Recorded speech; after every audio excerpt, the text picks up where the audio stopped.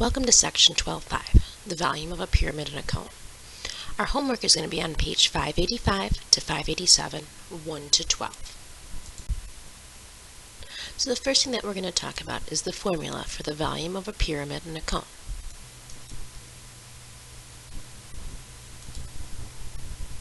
In this video, we'll demonstrate the ratio of a volume of a cone and a volume of a cylinder. We have a cone and a cylinder with the same diameter and height. The cylinder is filled exactly with 3 full cones of water.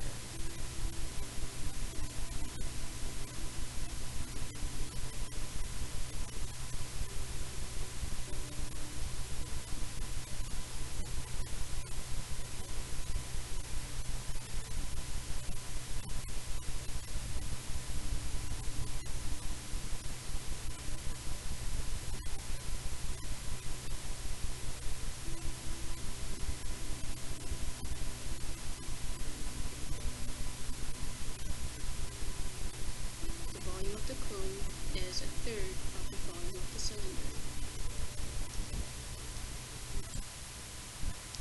So the volume of a cone, or a pyramid formula, is going to be 1/3 the area of the base times the height, exactly 1/3 that of a cylinder or a prism. So let's go ahead and let's try a couple examples together.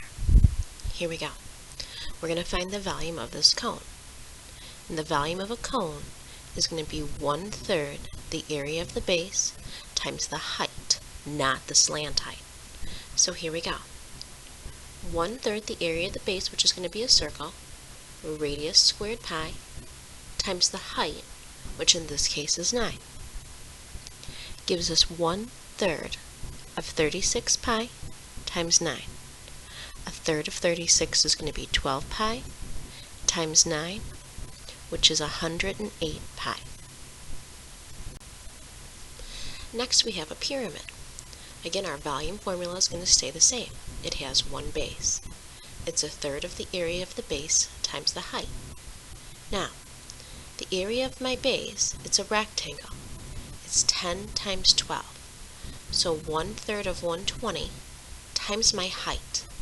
Now 13 is my slant height.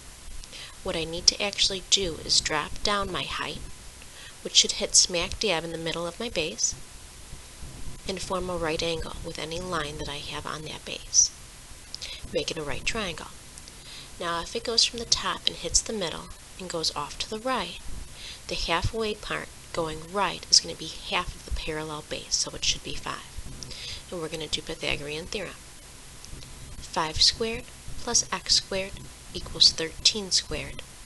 X ends up being 12, which is going to be my height. 1/3 of 120 is going to be 40. And 40 times 12 is going to end up giving me 480. So here's 2 for you to try.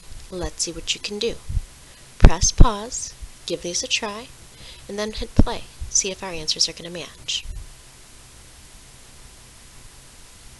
So here we go, that first one. Our volume is going to be 1/3 the area of my base, radius squared pi, times my height, which needs to be drawn. It's going to split my base, and using Pythagorean's theorem, we're going to solve that my height is going to be 9. That gives us 1/3 of 144 pi times 9. I'm going to take a third of 9, which is 3. 144 pi times 3 is going to end up giving me 432 pi. For my next one, volume is going to be 1/3 the area of my base, length times width, 16 times 16 times my height. Now I don't have a height, nor do I even have a slant height. What I have here is a lateral edge. So the first thing I'm going to do is I'm going to go ahead and I'm going to draw in my slant height, which is going to bisect that base.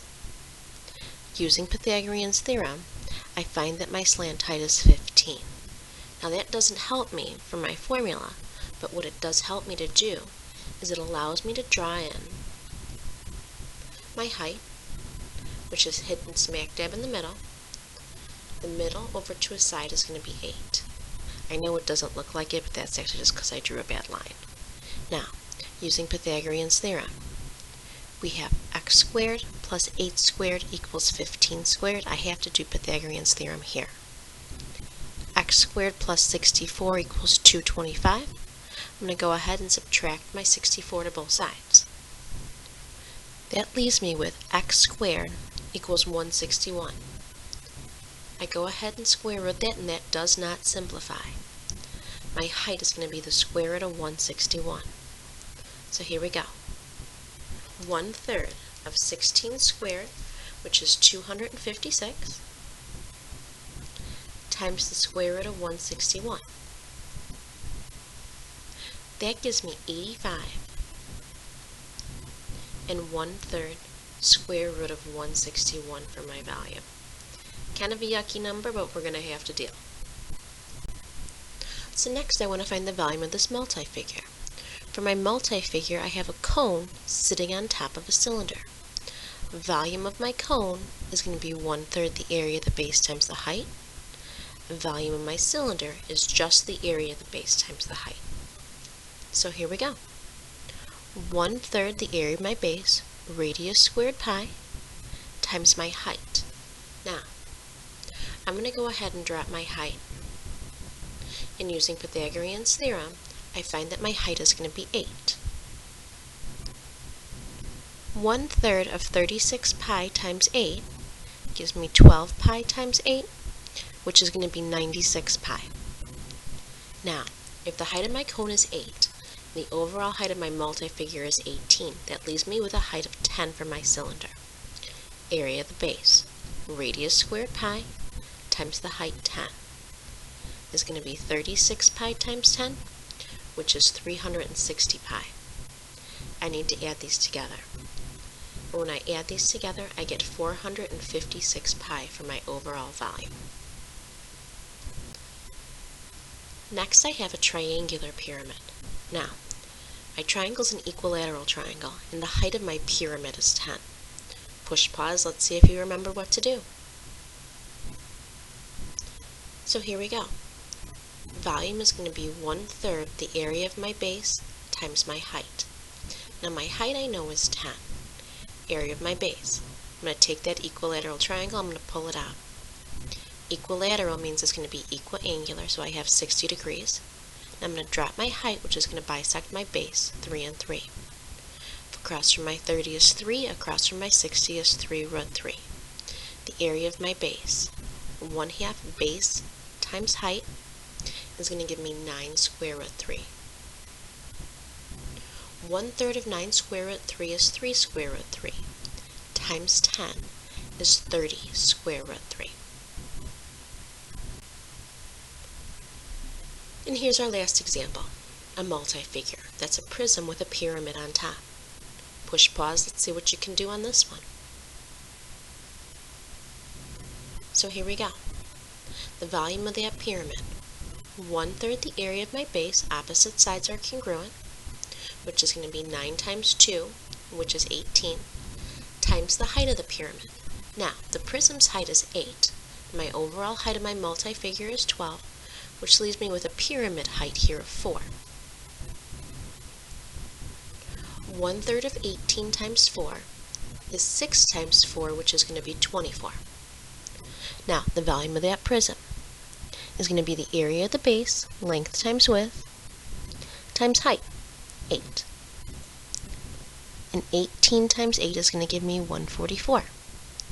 When I add this up, I have an overall volume of 168. So here's the answers to our homework. It was questions 1 through 12. If you have any questions, please make sure that you bring them to class tomorrow. And as always, have a good one.